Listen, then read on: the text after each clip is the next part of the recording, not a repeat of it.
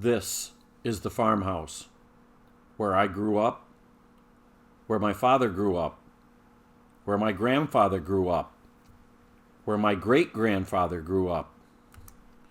The main house was built in 1860. We got electricity in 1943 with the Rural Electrification Act. And now what I am doing is I'm removing the majority of the 1960 updates and reverting the era back to somewhere between 1920 and 1950. I'm going to show you each room in the order that I did them years ago. While I am no more of a carpenter or a designer than any member of my family has ever been, I'm doing it to suit me and my tastes.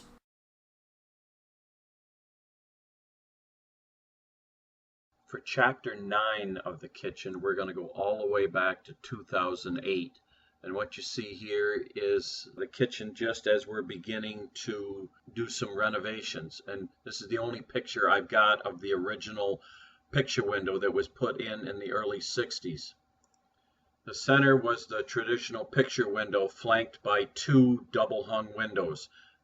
They were in wood and they never worked well, and they were hard to open and even harder to close. So that was the first thing that we did in the kitchen, was to remove those windows and put in some vinyl replacements from MI. And it was a simple matter to pull them out and slip in new vinyl replacements on each side of the picture window. And after they were in, this is what we had for a number of years, from 2008 until the summer of 2020. By this time, the picture window had fogged, which meant the seal was gone, and there was some, what we thought was just exterior rotten wood, that we would pull the whole thing out and replace it. And we were surprised when we started taking the trim off that the picture window was a separate unit from the side windows, and there was a slot that would go right straight into the house. That was one of the reasons why that window was cold, because you had a little piece of wood on the outside and a little piece of wood on the inside and nothing but air in between. And you can see the pry bar we've stuck right straight through to the inside of the house. We were really shocked at this, the way it was originally constructed. And as we started taking the aluminum trim off, we found nothing but rotten wood. This section of wood you see here is directly under one of the vinyl windows. So after seeing that rotten wood, we decided the only thing to do was remove everything, take it back to the frame, and start all over. And here's a view from the outside. You can see that the wood on the bottom is very rotten, and there was no saving anything, so everything had to go. And here is a close-up of the wood under the picture window, what's left of it. And so every bit of that rotten wood was removed, and the picture window was removed, and it was all cleaned up back to the good wood of inner frame. So we put up a paint tarp over the window, and that was it for day one. On day two of the rebuild, you can see what we were dealing with here, that we removed everything that was bad and got down to the original tar paper. And here's another view looking down the window where the picture window was. It's all clean and back to good solid wood again. Now here's a shot looking down the length of the opening. We took some pressure treated 2x4s and laid them in, and we thought that was as far as we were going to go. However, that multi-piece inner windowsill that was curved and dove into the window, when we got looking at it more, it just isn't going to cut it, so all of that had to go. So now we're down to just the basic frame of the window with the new pressure treated sill. And then we reinstalled the vinyl side windows, as you can see, one on the left and one on the right, caulked and screwed them into position. And here's a view from the outside showing the replacement vinyl windows on the left and on the right setting on the pressure treated sill. And for waterproofing on top of that pressure treated 2x4, we put in it's a brand name called Bitchathane. It's that sticky black stuff that you put on windows for water sealing. And now with the side windows in place, we're going to do just like we did on the porch. You take in this case, a pressure treated 2x4, cut it to size, pocket screw it, and put the holes in it, and then set it right up tight against the vinyl window and screw it in place. And as you can see here, we did it to the other side too. So now we have a hole ready for replacement windows. And yes, I said windows, not window. Here's a view from the outside of where we stand right now in the reconstruction.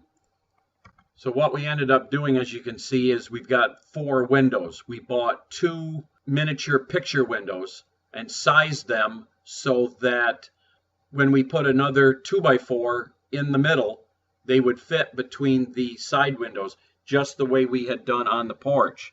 So you would take one picture window, put it against the pressure treated 2x4 against the replacement vinyl window, screw that into place, set your 2x4, and put the last window in, and if you measured correctly, it would slip right in place.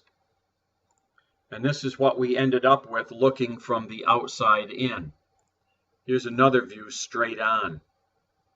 And then on the sides and bottom, we put in vinyl trim, and we were spray painting it forest green, meant for plastic. And then we stuck in a piece of aluminum flashing just to make sure that any water that laid on that sill would run down and flip away. And here is another view of it looking down on it. And then up on top, all of that aluminum trim that was there was cut away, and the old board was pulled out, and a new piece of vinyl was set in. And you can see we're holding it with a couple extension poles because I can't be on both sides at once. And here it is nailed in place. And then one more little piece of trim had to be set just above the window to cover the gap. And here you can see the window all trimmed out and ready for paint. And here is all the plastic painted with the Rust-Oleum forest green. If you notice, the center wood sections are not painted yet. We bought some Rust-Oleum forest green paint that was meant for brush, because that paint we've got is for, the spray paint is for plastic. And we started to put it on, and it's not the same color. Apparently, they can't duplicate forest green between the cans and the quartz. So I took a piece of the leftover trim, sprayed it with the forest green plastic paint, took it into Home Depot, and they color matched it. And then after this picture was taken, it got painted the correct color, and it matches. And here is the inside of the window, all trimmed out and in primer, waiting paint.